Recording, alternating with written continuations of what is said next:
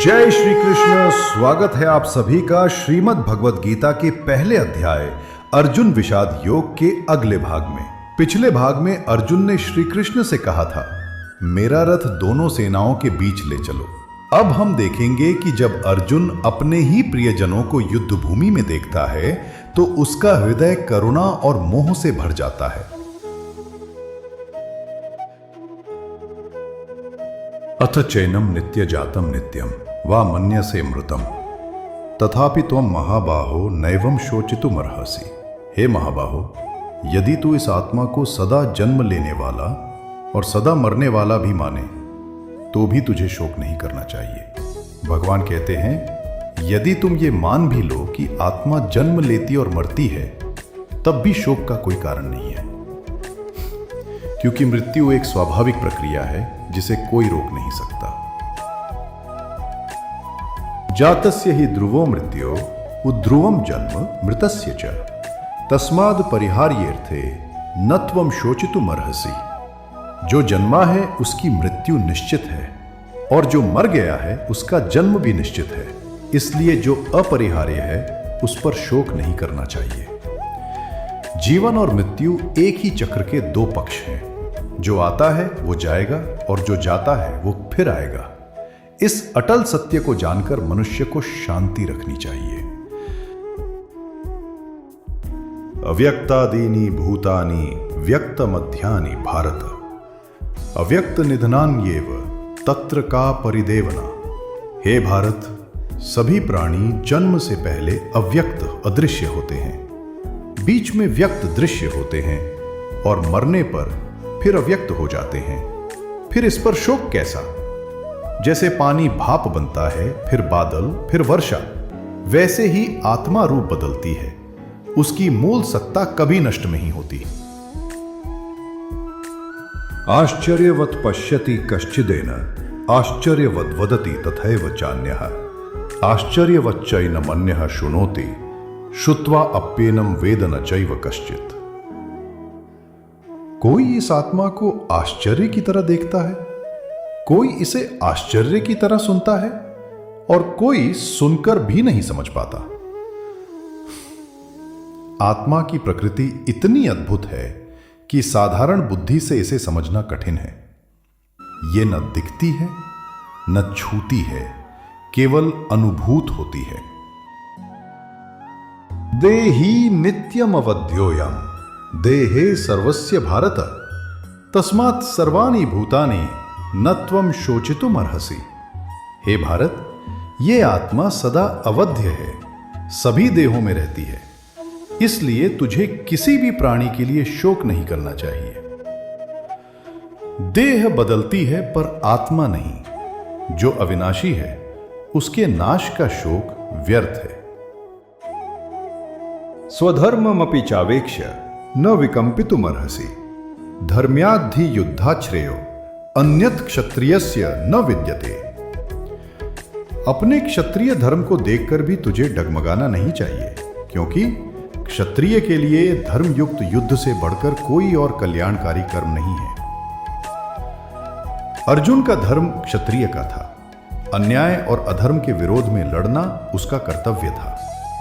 भगवद गीता कर्म योग का यह पहला सूत्र देती है, कर्तव्य से पीछे हटना अधर्म है। यदृच्छया चोपन्नम स्वर्गद्वारम अपावृतम सुखिनः क्षत्रियाः पार्थ लभन्ते युद्धमीदृशम। हे पार्थ, ऐसा युद्ध स्वयं अवसर बनकर आया है जो स्वर्ग का द्वार खोल देता है। ऐसे युद्ध को प्राप्त होकर क्षत्रिय धन्य होते हैं। भगवान कहते हैं, यह युद्ध केवल भौतिक नहीं बल्कि धर्म और अधर्म के बीच है। इसमें लड़ना आत्मोन्नति का मार्ग है। अथ चेत् त्वमिमं भर्म्यं संग्रामं न करिष्यसि ततः स्वधर्मं कीर्तिं च हित्वा पापम अवाप्स्यसि। यदि तू इस धर्म युद्ध को नहीं करेगा तो तू अपने धर्म और कीर्ति दोनों को खोकर पाप को प्राप्त होगा। कर्तव्य से भागना केवल कायरता नहीं बल्कि पाप भी है। कर्म से मुक्ति नहीं मिलती, कर्म में रहकर ही मोक्ष संभव है। अकीर्तिम चापि भूतानि कथयिष्यन्ति ते अव्ययाम। संभावितस्य च कीर्तिर मरणाद अतिरिच्यते। लोग तेरी अपकीर्ति का सदैव वर्णन करेंगे और सम्मानित व्यक्ति के लिए अपकीर्ति मृत्यु से भी अधिक दुखद होती है। भगवान कहते हैं, यश और प्रतिष्ठा सदाचारी के लिए जीवन है। धर्म से विमुख होना केवल पराजय नहीं, आत्मा की पतन है। भयाद्रणादुपरतम मंस्यन्ते त्वाम महारथाः येषां च त्वं बहुमतो भूत्वा यास्यसि लाघवम। जो महारथी तुझे आदर देते हैं वे सोचेंगे कि तू भय के कारण युद्ध से भागा और तू उनकी दृष्टि में लघु हो जाएगा। कभी कभी संसार की दृष्टि में भी कार्य करना आवश्यक होता है। धर्म का पालन करते हुए अपनी निष्ठा बनाए रखना आवश्यक है। अवाच्य वादांश्च बहुन वदिष्यन्ति तवायता निंदन्तस्तव सामर्थ्यम ततो दुःखतरम नु किम। तेरे शत्रु तुझे अपशब्द कहेंगे और तेरे सामर्थ्य का अपमान करेंगे, इससे बढ़कर और क्या दुख होगा। भगवान अर्जुन की भावनाओं को झकझोर रहे हैं कि कर्तव्य से भागना केवल आत्महीनता है। हतो वा प्राप्स्यसि स्वर्गम जित्वा वा भोक्ष्यसे महीम्। तस्मादुत्तिष्ठ कौन्तेय युद्धाय कृत निश्चया। यदि तू मारा गया तो स्वर्ग प्राप्त करेगा और यदि जीता तो पृथ्वी का सुख भोगेगा। इसलिए हे कौन्तेय, उठ और युद्ध के लिए दृढ़ निश्चय कर। जीवन का परिणाम कुछ भी हो, कर्तव्य पालन ही श्रेष्ठ है। जीत या हार दोनों ईश्वर की योजना का हिस्सा है। सुख दुखे समे कृत्वा लाभा लाभो जया जयो ततो युद्धाय युज्यस्व नैवम पापम अवाप्स्यसि। सुख दुख लाभ हानि जय पराजय को समान मानकर युद्ध कर। ऐसा करने से तू पाप में नहीं फंसेगा। यही है कर्मयोग का मूल सिद्धांत, निष्काम कर्म। परिणाम की चिंता छोड़कर केवल कर्तव्य करो। एषा ते अभिहिता सांख्ये बुद्धिर्योगे त्विमां शृणु बुद्ध्या युक्तो यया पार्थ कर्म बंधम प्रहास्यसि। अब तक मैंने तुझे सांख्य के अनुसार ज्ञान बताया, अब योग के अनुसार सुन। इस ज्ञान से युक्त होकर तू कर्म के बंधन से मुक्त हो जाएगा। भगवान अब ज्ञान योग से कर्म योग की ओर ले जाते हैं। केवल जानना पर्याप्त नहीं, उसे आचरण में लाना ही मुक्ति का मार्ग है। नेहा विक्रम नाशो अस्ति प्रत्यवायो न विद्यते स्वल्पमप्यस्य धर्मस्य त्रायते महतो भयात्। इस कर्मयोग में न तो आरंभ का नाश होता है और न ही विपरीत फल। इस धर्म का थोड़ा भी पालन मनुष्य को बड़े भय संसार बंधन से बचा लेता है। भगवान आश्वासन देते हैं, ईश्वर में किया गया कोई भी सच्चा कर्म व्यर्थ नहीं जाता। थोड़ा सा भी भक्ति या सत्कर्म जीवन बदल देता है। व्यवसायात्मिका बुद्धिरेकिह कुरु नंदन बहुशाखा यनंताश्च बुद्धयो व्यवसायिनाम।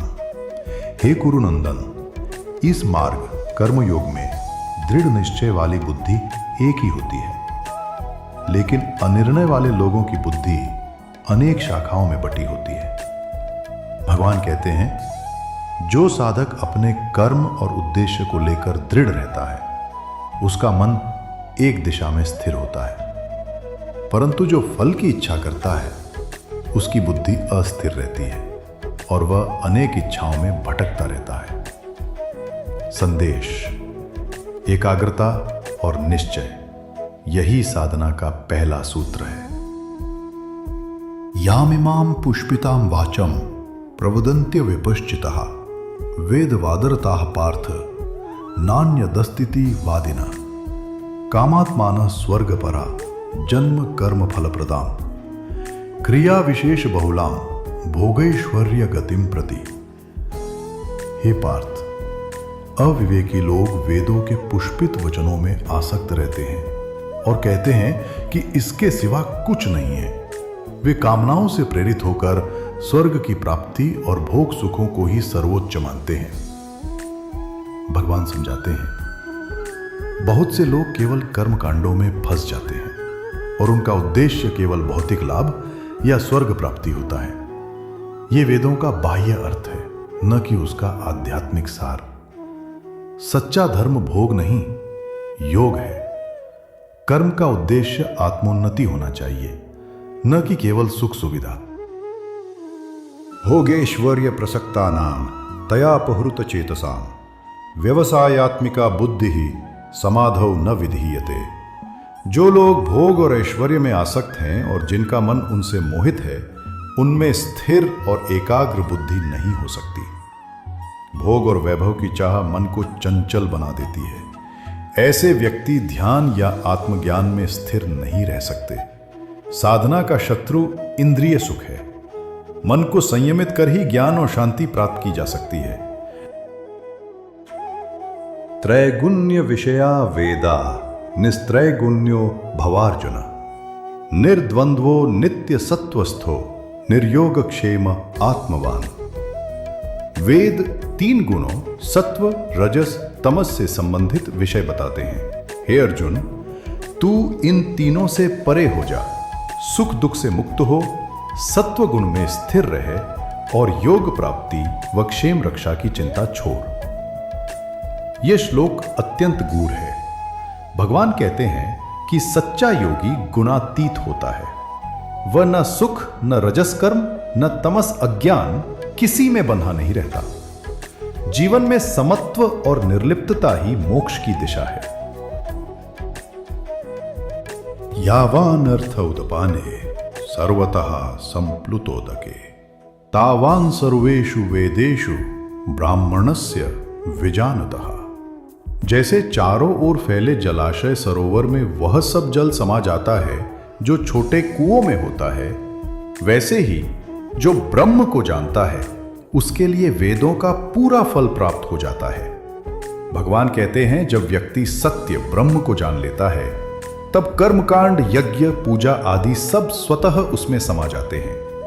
आत्मज्ञान सब ज्ञानों का सार है।